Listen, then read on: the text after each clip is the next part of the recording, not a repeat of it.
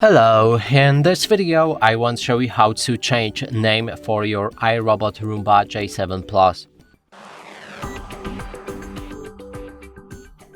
To do this, first we'll need to open the robot inside iRobot app, then scroll down.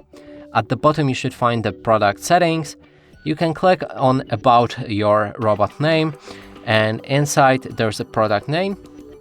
Here you need to click on the text and it should allow you to change the name. So I'm just gonna call it Dustin Reset. Like this.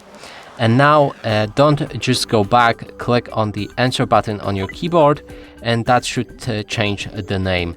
And that's it for this video. Hope you like it. Please consider subscribing to our channel, leave a like and a comment below.